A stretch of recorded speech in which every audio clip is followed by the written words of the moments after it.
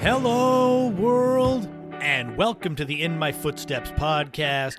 I am Christopher Setterland, coming to you from the vacation destination known as Cape Cod, Massachusetts, and this is episode 177.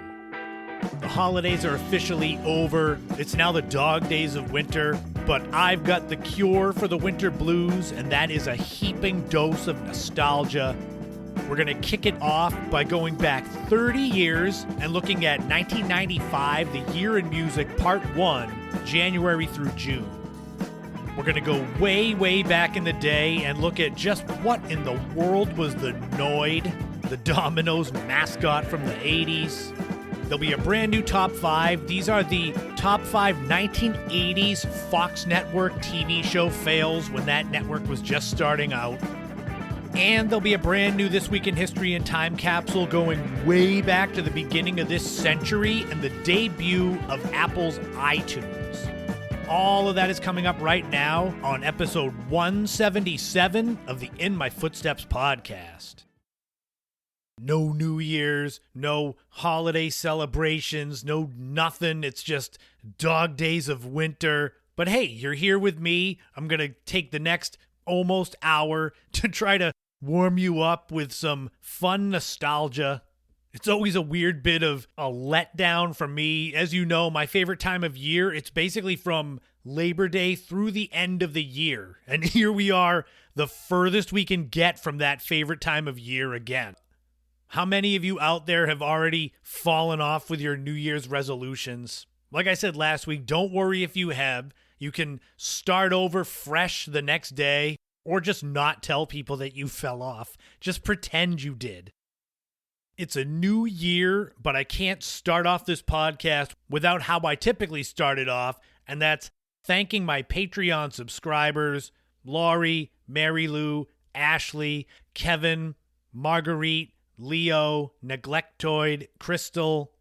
I hope all of you are having the best New Year's possible. Thank you for being my backers on Patreon, helping me in my quest to be a totally self-employed, self-sufficient content creator. If you want to help me out on my journey, if you enjoy my work, $5 a month on Patreon gets you access to bonus podcast episodes, early access to YouTube videos. I'm constantly trying to come up with new things that I can put on Patreon, whether behind the paywall or for the free tier, including the Chris Unfiltered AI TV show it's based around old initial impressions blogs that I did from 2010 to 2012. I've been picking the most random ones out and feeding the text into ChatGPT and asking it to make a TV show based on the blog with me as the main character. I just put the second episode up, I think last week. The title they came up with for episode 2 of Chris Unfiltered was Snowball Fights and Stale Vomit. I mean, if that's not a teaser to get you to go read it, I don't know what is. Don't you want to know what stale vomit is? I've got more housekeeping stuff to get into at the end of the podcast, but I want to deliver on what I promised, and that's a heaping dose of nostalgia. For the podcast now, as I'm entering my 5th year of doing it, I've been going back 30 years and doing the year in music because I was a child of the 80s, teenager of the 90s, so 90s music, that sticks out to me more than the 80s did. And what we're going to do is we're going to run through the first 6 months of 1995 and look at the year in music part 1 coming up right now on episode 177 of the In My Footsteps podcast. Oh man, my childhood gets further and further away as every day passes. I mean, I love nostalgia. It's a way to reconnect with my youth, but it also reinforces the fact that I am not young anymore and that each day I get older.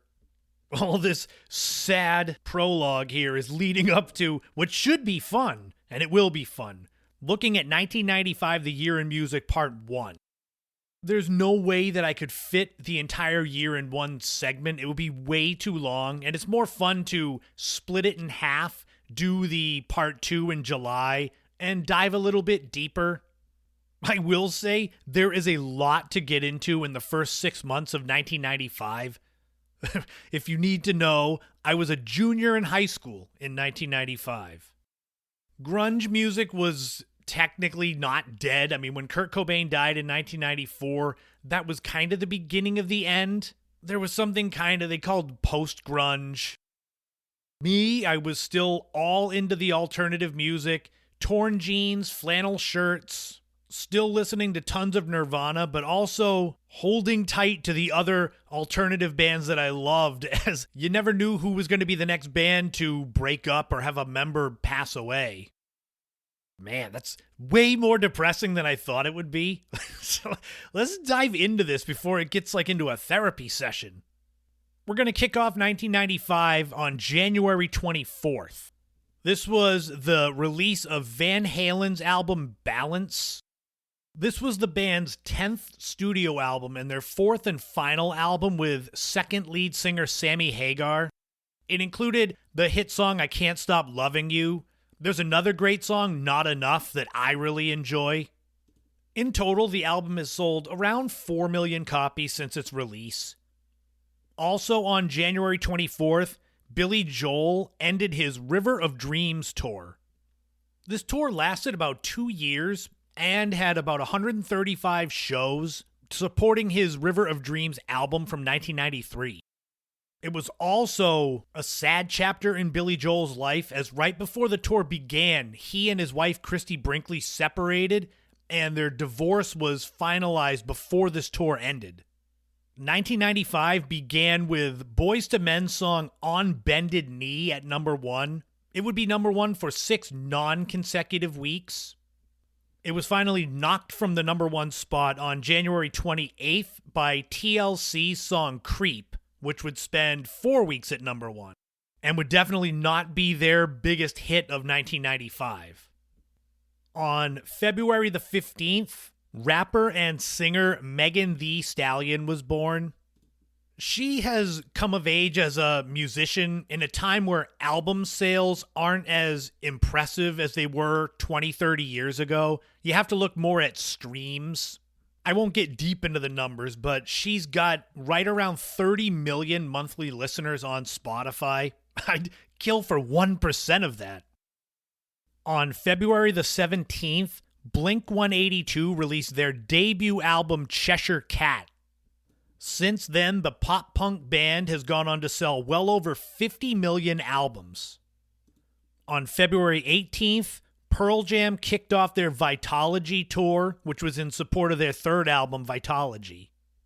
This was the last of their albums to be more mainstream alternative, as they drifted away from that a bit until 2006's self-titled album. Also on that day, the hit song I Believe by Blessed Union of Souls was released. On February 19th, there was a famous/infamous union as Motley Crue drummer Tommy Lee married Baywatch actress Pam Anderson. I remember being quite jealous, as I was a huge fan of Pamela Anderson, including having a calendar of her on my wall. I'm pretty sure I was not the only teenager in the mid-90s to have a crush on Pamela Anderson, so I'm not that special. On February the 25th, Madonna's song Take a Bow went to number 1, where it would stay for 7 weeks. This was off of her 6th studio album, Bedtime Stories. On February 27th, alternative band Better Than Ezra released their album Deluxe, which had the rock hit song Good. Fun fact, my friend Barry and I saw Better Than Ezra at Puffer Belly's nightclub in Hyannis in 2000. I don't remember much about that night except it being very crowded and remembering when they played the song Good, which I think was near the end. Like they wanted to make sure you stayed around for the whole set. They didn't lead with the song and then have half the crowd leave. On February the 28th, Jewel released her debut album Pieces of You. This had the hit songs Who Will Save Your Soul, Foolish Games, and You Were Meant for Me. Also on February 28th, R&B group All for One released their song I Can Love You Like That. We move into March. March the 1st was the Grammy Awards, including Sheryl Crow winning Best New Artist. She also won Record of the Year for All I Wanna Do. Album of the Year went to Tony Bennett for his MTV Unplugged. Bruce Springsteen was the biggest winner of the night, taking home 4 Grammys, including Song of the Year. On March 13th, Radiohead released their second album, The Bends. This was the album where you could tell they were not a typical rock band because they were compared to U2 at the beginning with their song Creep. Little did we know a few years later when OK Computer came out, which was a major departure from their usual sound. On March the 14th, rapper Tupac released his album Me Against the World. This album would have a unique distinction as the album would end up going to number 1 while Tupac was in prison, making him the first musician to have a number 1 album while in jail. Also on March 14th, the Goo Goo Dolls released their album A Boy Named Goo, and Collective Soul released their self-titled album. On March the 21st, Stevie Wonder released his album Conversation Piece, which was his first full-length, non-soundtrack album in 8 years. It had the hit song For Your Love. On March the 26th, former NWA member and rapper Eazy-E died of complications from AIDS. Which, that's one, it's unbelievable. Thinking of all these things that are 30 years old, I can't believe Eazy-E died 30 years ago. On March the 27th, Silverchair, the alternative band, released their first album, Frog Stomp. This had the hit song Tomorrow. I really liked Silverchair because all the members of the band were younger than me, which made me think that I was able to become a member of an alt-rock band while in high school. On March the 31st, Selena Quintanilla Perez, known basically just as Selena, the queen of Tejano music, was murdered by the president of her fan club. I think I had just heard of who Selena was maybe a week or two before she was murdered, because she had started promoting her first total English language album. That's another one. It's unbelievable that it's 30 years ago. We move into April. April the 7th, R&B singer Monica released her single Don't Take It Personal, which is probably an anthem of a lot of girls that I went to high school with, and my junior year history teacher, I think it was history teacher, who used to always say don't take it personal when he would kind of insult people in the class. On April the 11th, White Zombie released their final album, Astro Creep 2000. This had the song More Human Than Human, with lead singer Rob Zombie going on to have his own solo career and career in film as a director. On April 14th, beloved singer Burl Ives died. He was 85 years old, but he's known a lot for the Christmas songs that he did in the 1960s. On April the 15th, R&B singer Montel Jordan's song This Is How We Do It went to number 1, where it would stay for 7 weeks. This song has been a staple of school dances, nightclubs, ever since then. On April 22nd, British rock band Oasis ended their Definitely Maybe tour. This was in support of their debut album, Definitely Maybe, which had the song Live Forever. And I don't know for sure, but I think it was the only tour they ever had where the brothers didn't beat the hell out of each other. By the way, what's the over-under on how many shows Oasis gets through in their 2025 reunion tour before Liam and Noel Gallagher decide they hate each other again?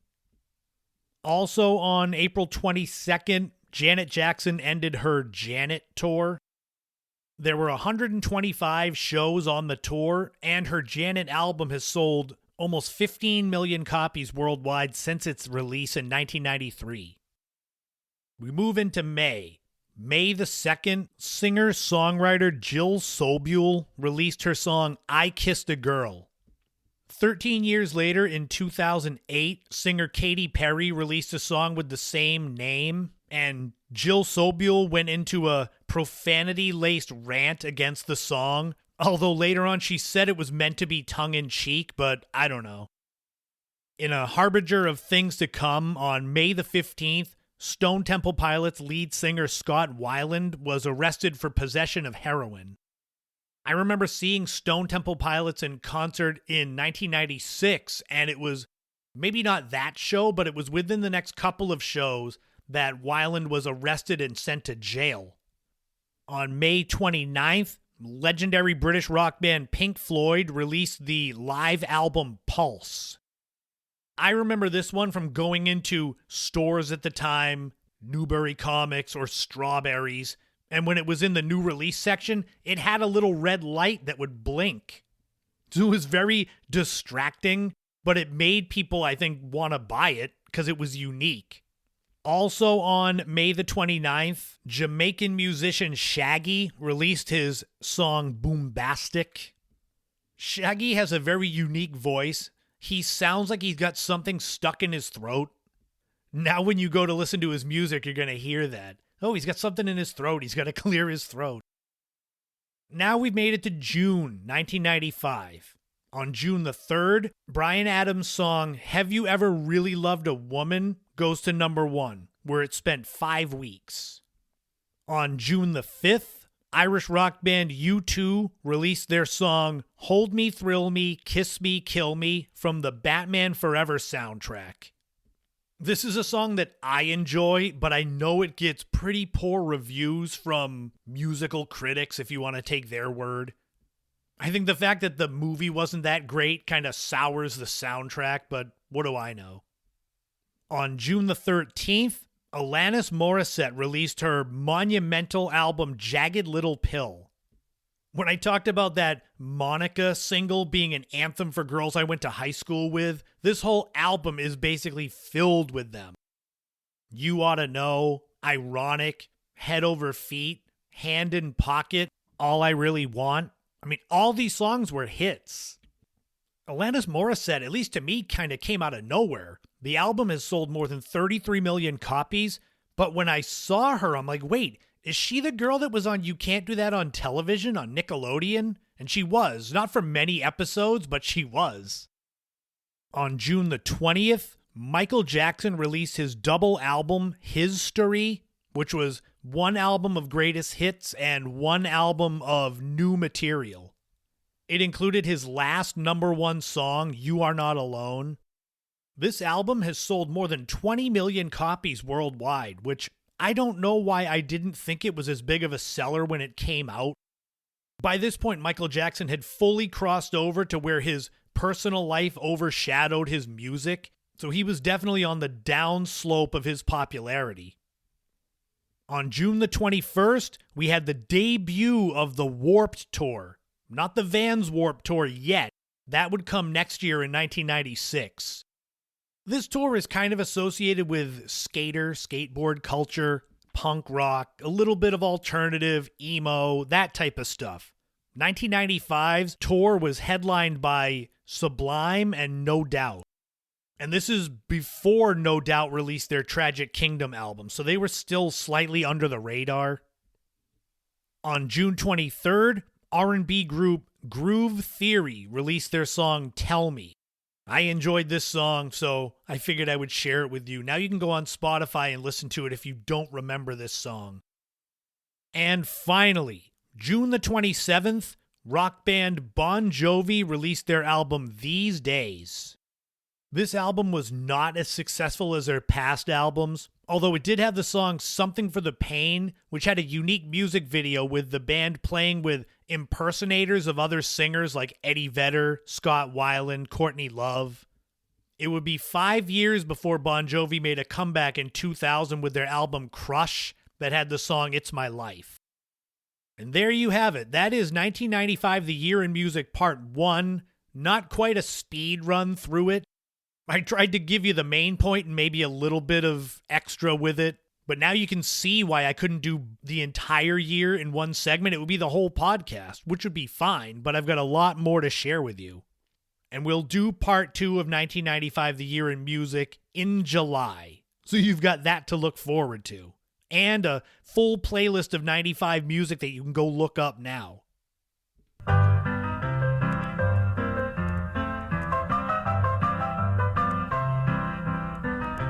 This week in history, we are going back 24 years ago to January 9th, 2001, and the debut of Appl's iTunes.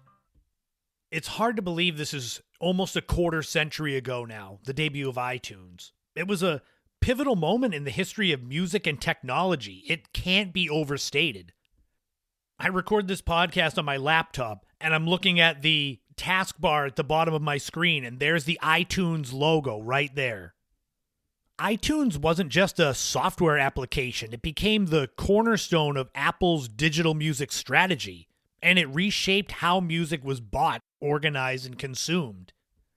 We got to go back a few years before to kind of get why this was so important. In the late 90s, the internet wasn't what it was even 10 years later, but digital music was gaining traction with the rise of MP3 file formats. This allowed high-quality music to be stored in small file sizes. Small was relative back then. Super long download times. The files were typically bigger until compression became something you could really do years later. But the digital music also led to music piracy, fueled by platforms like Napster, and later on, sites like LimeWire. Apple CEO Steve Jobs recognized the potential of digital music, and he aimed to create a legitimate and seamless ecosystem for music lovers. Jobs wanted a single application that could organize music libraries, play tracks, and connect seamlessly with Apple hardware. I've never owned a Mac computer or laptop, but I can only imagine that Apple products, iTunes, probably blends better with those.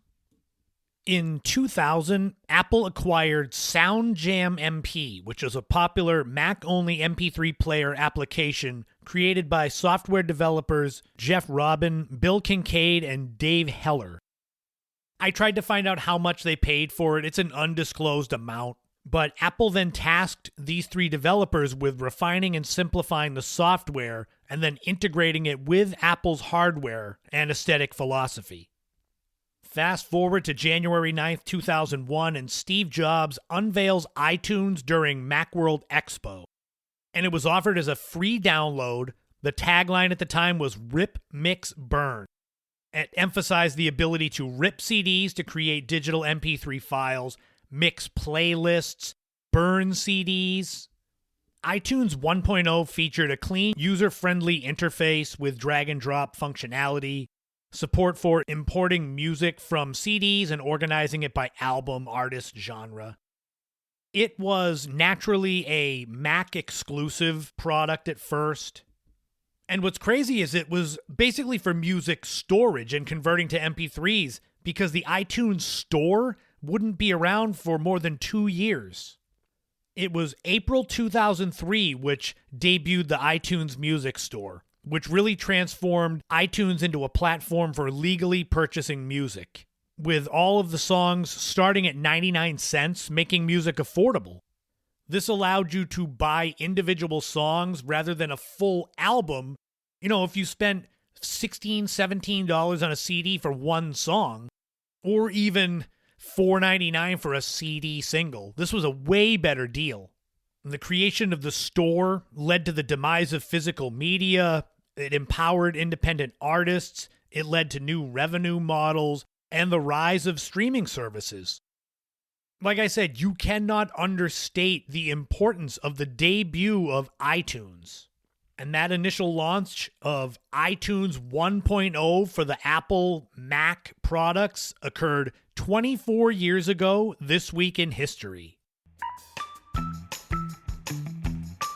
Oh, here we go. A new time capsule with the same funky music. For this time capsule, we're sticking with the day that iTunes debuted, January 9th, 2001. What was going on in the world of pop culture back then? Let's find out. The number one song was Independent Women Part 1 by Destiny's Child. This song was on the soundtrack to the movie Charlie's Angels.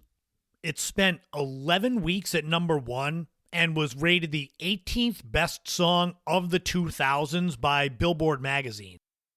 The song was released later in 2001 on Destiny's Child album Survivor, which ended up selling more than 10 million copies worldwide.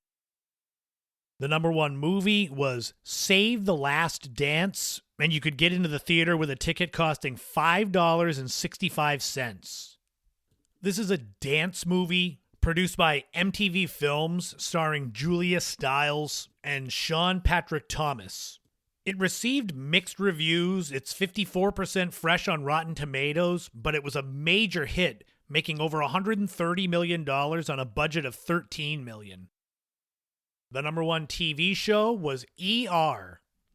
I'm resigned to the fact that certain TV shows seems to be number one for certain eras of these time capsules I do. I think this is probably half a dozen times I've had ER as the top show. It's a medical drama. It was on for 15 seasons and 331 total episodes from 1994 to 2009. And it had loads of famous people: George Clooney, Noah Wyle, Anthony Edwards, Juliana Margulies, Eric LaSalle. And if you were around back then, I know I was, January 9th, 2001, you have just heard about the release of iTunes, but you don't have a Mac? Uh-oh, how are you going to get iTunes? Well, you're in luck. If you go to big box stores like Best Buy, you could get yourself the top-of-the-line Appl Titanium PowerBook G4 laptop. It was an inch thick, it weighed 5 pounds, it could have RAM speed enhanced up to 1 gig, it had 5 hours of battery life, it had a DVD drive. Sounds good, right? Well, if you want one, it's going to set you back $3,499. Or $6,233 when adjusted for inflation to 2025. Was that laptop good? Is it $6,000 adjusted value good? I don't know. But there you have it. A brand new This Week in History, a brand new time capsule. There was no YouTube when the Appl Titanium PowerBook came out, which is where you'll have to go to find any of these shows that are coming up in the top 5.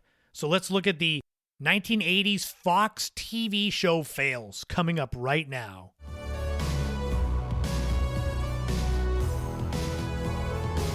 It's hard to believe that the Fox network, the group of networks, hasn't been around forever. I'm actually old enough to remember when we had a knob-turn TV for the stations. We had the 3, ABC, NBC, CBS, a couple of local stations, maybe a PBS. And then in 1986-87, this brand new network came out, Fox TV, based around the 21st Century Fox movie studio. There were definitely growing pains for the first few years of the network. For every Married with Children or The Simpsons or Beverly Hills 90210 that came out, there were shows that I can't believe people greenlighted and put on the air.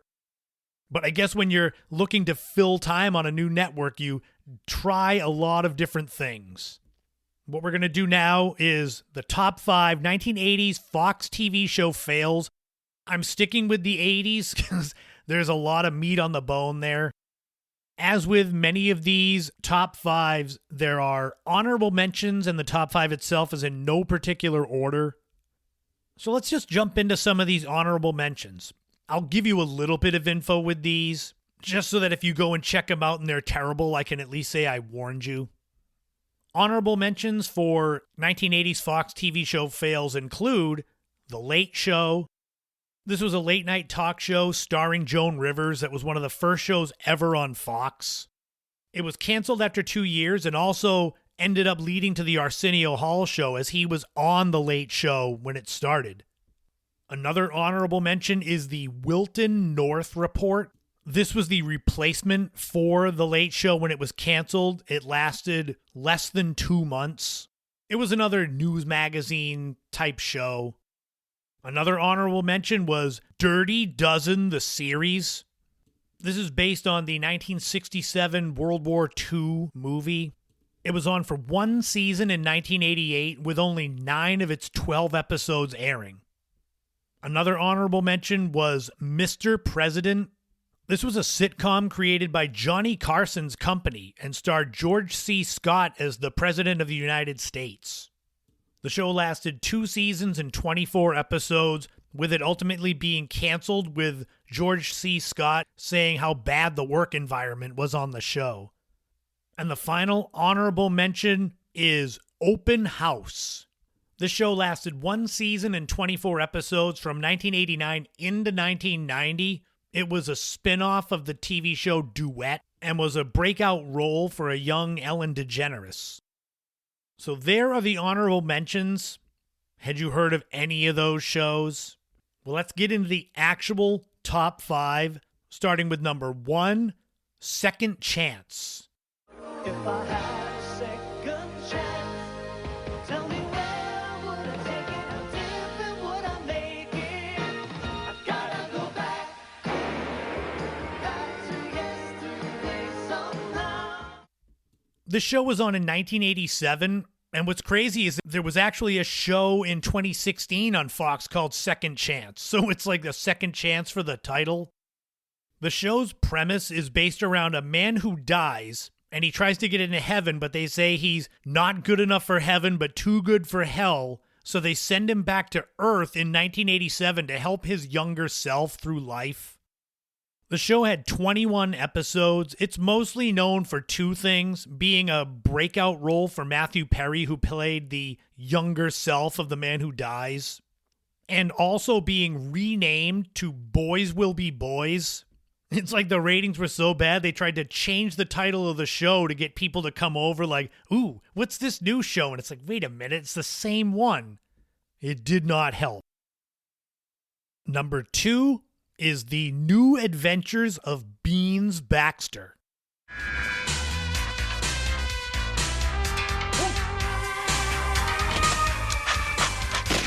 Benjamin Baxter. I think he may be the best courier the network's ever had. Ever? Mailman. I laughed when I saw the title, so I said, that's gotta go in there. The show starred Jonathan Ward as Benjamin Beans Baxter. It's an action comedy series which revolved around spy activities of Beans Baxter, who moves from Kansas to Washington, D.C. with his family.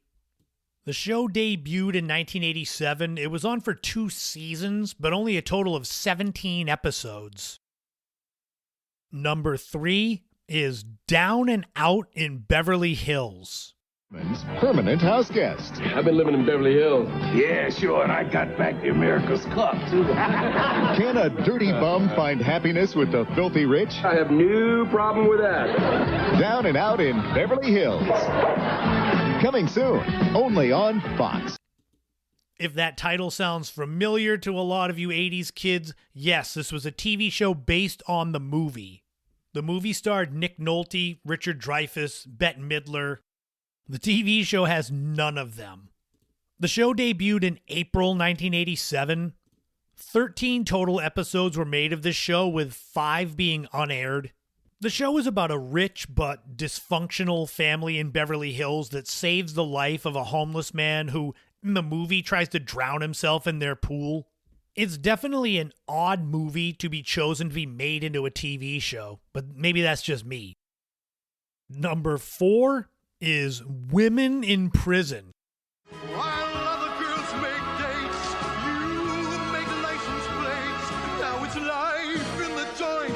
Clean yourself, what's the point? So your journey resumes back and forth across the room.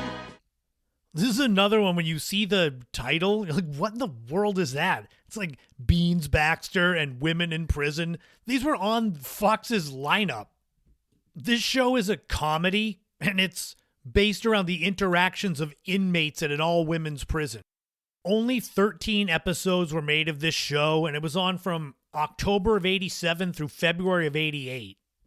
This was the stereotypical slice of life TV show with a yuppie, an old woman, different backgrounds, different races.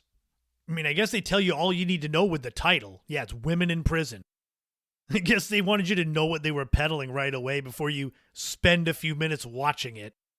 Michael Moye and Ron Leavitt were the people that created this show, and if their names sound familiar, they created Married with Children. So you talk about one major Fox hit and then women in prison. Like, sorry.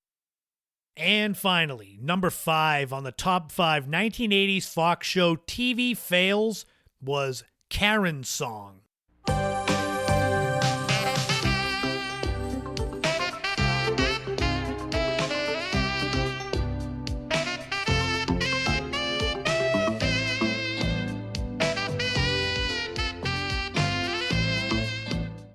This one I found really interesting because it stars Patty Duke as a 40-something divorced mother who begins dating a much younger man, much to the chagrin of her daughter, Terry Hatcher. 13 episodes were filmed of this show, but 4 were unaired. This show seems like if they had done it a few years later, when Terry Hatcher was more famous, maybe it would have been a bigger hit. Patty Duke was a big star in the 1960s. She had her Patty Duke show, which we 80s kids remember from Nick at Night. So maybe people didn't want to see sweet, wholesome Patty Duke being a cougar chasing younger guys around. But that wraps up the top 5 1980s Fox TV show fails. There are plenty more. I could do another segment for early 90s fails. I found a lot of shows that I thought were 80s that were actually early 90s, and I had to be true to my list. But how many of these did you ever heard of? Had you ever watched? Did you watch Women in Prison? Try Google searching women in prison and see what you get in your search results. Don't do it if you're at work, though. So we go from 80s TV show fails to 80s mascot fails, or at least weird 80s mascots. So let's look now at what the hell was the Noid.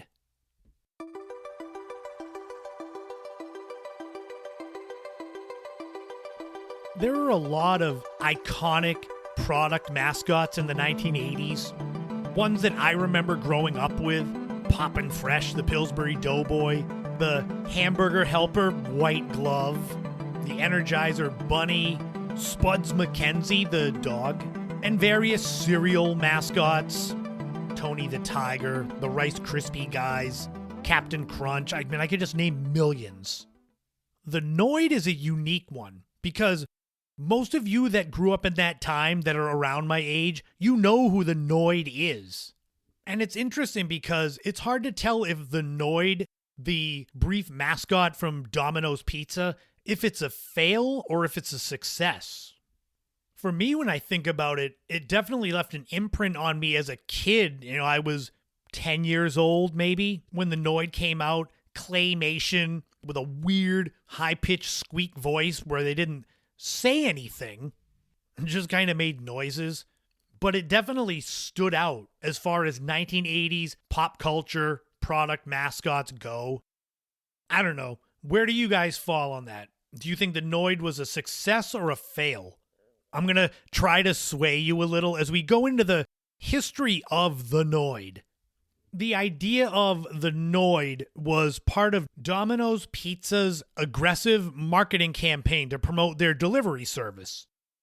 Pizza hot and fresh to you in 30 minutes or less, which I do believe a few years later, or maybe many years later, but they dropped the 30 minutes or less because drivers would be getting into accidents trying to get to the house before the 30 minutes because otherwise the pizza was free. The Noid character was introduced in 1986 by the advertising agency Group 243. So this character was developed as part of Domino's Avoid the Noid campaign.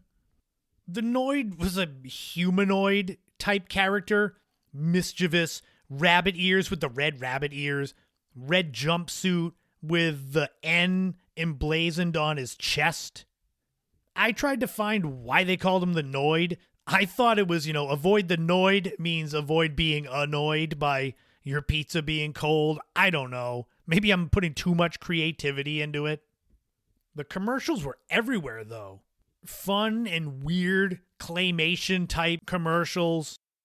There's one commercial, the Dome of Quality, where there's a pizza in the middle of the screen and the Noid tries to destroy it with a mallet, but there's an invisible force field to protect your pizza from the Noid.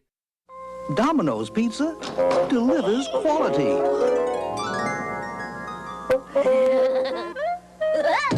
It takes fresh baked quality to avoid the Noid. There's one where the Noid is trying to freeze your pizza. He's got like a jetpack that blasts cold air on it. A Noid hates hot quality pizza. He loves to make your hot pizza ice cold. Call Domino's Pizza. So the Noid was designed to embody the obstacles and mishaps that could ruin a pizza delivery. It could be delayed. It could be cold when you get it. It could have fallen off the seat and been smushed. Do you remember a few years ago when Domino's was really promoting pizza insurance, where you could pay a little bit extra just in case if you fell out in the parking lot and ruined your pizza, you could get another one free? Did any of you ever try that? I'm sure they probably still have it. They just don't promote it because, I mean, what a fail. Yeah, I'm spending whatever, $15 on a pizza. I'll pay a few dollars extra just in case I'm too clumsy to walk to my car. But you know there's somebody out there that bought that insurance, didn't fall when they got home with their pizza and was mad about it, tried to get reimbursed. I couldn't find an exact number as far as how many different TV commercials the Noid character was in. It was probably a couple of dozen, but for as weird as the Noid character was, it was popular. I enjoyed the commercials as a kid, and obviously other kids did as well because the Noid's popularity led to merchandising, toys, t-shirts, and what I wanted to get into, and that was the video game for Nintendo called Yo Noid from 1990.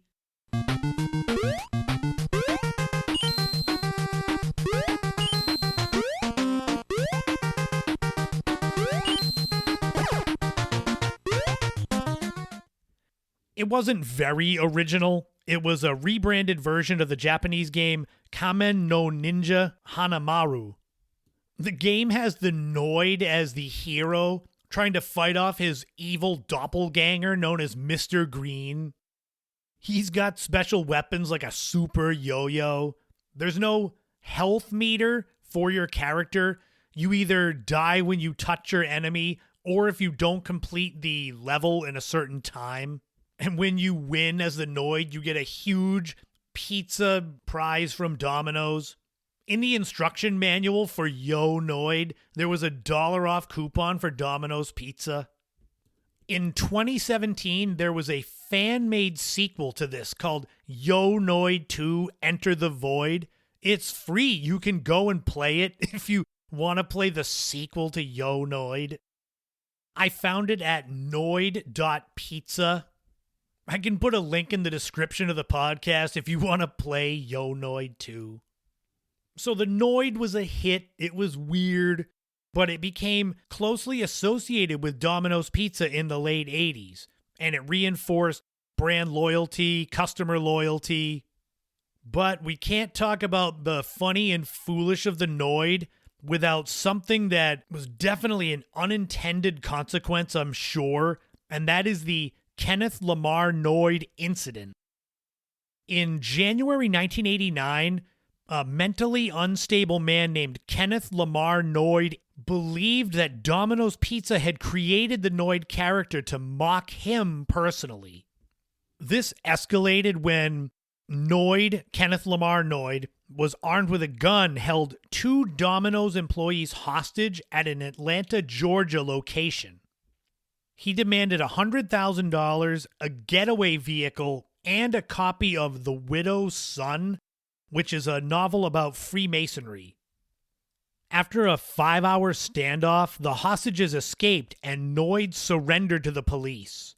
Even though Domino's denied any connection between Kenneth Noid and the character the Noid, which, I mean, obviously, the incident cast a shadow over the Noid character.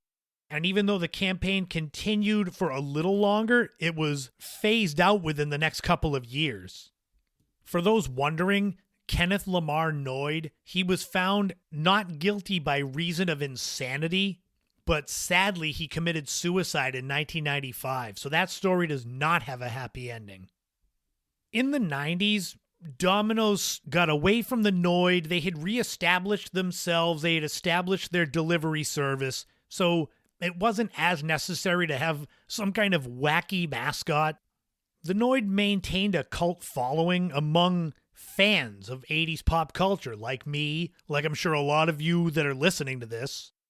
And he came back to the forefront once YouTube came around and people started uploading their old commercials. I can go right now on YouTube. Obviously, you've heard clips. I can download old Noid commercials and clutter up my computer with that stuff. The Noid did make a comeback, though, in 2021.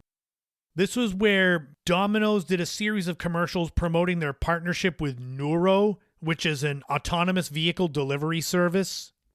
So this time, instead of trying to destroy your pizza, the Noid was portrayed as trying to thwart the futuristic delivery robots.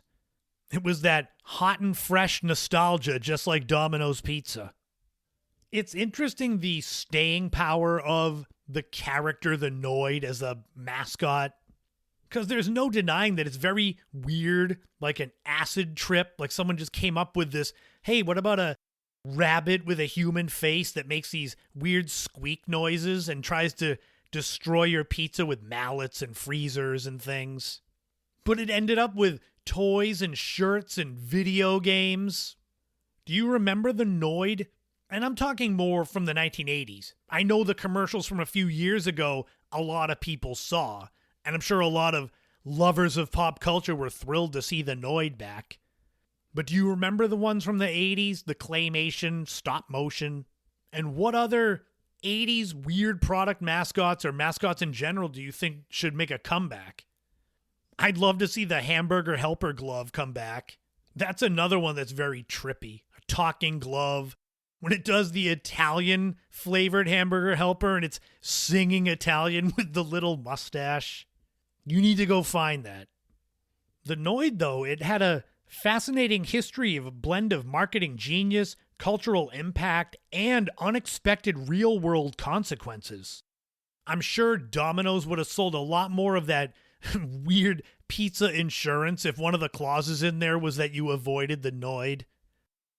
But until next time, that's going to wrap up episode 177 of the In My Footsteps podcast. That's a lot of episodes. Just think about it. In a couple of months, I'm going to hit 200 episodes. I'm already past where I thought I'd be when I first was brainstorming this podcast in the fall of 2020.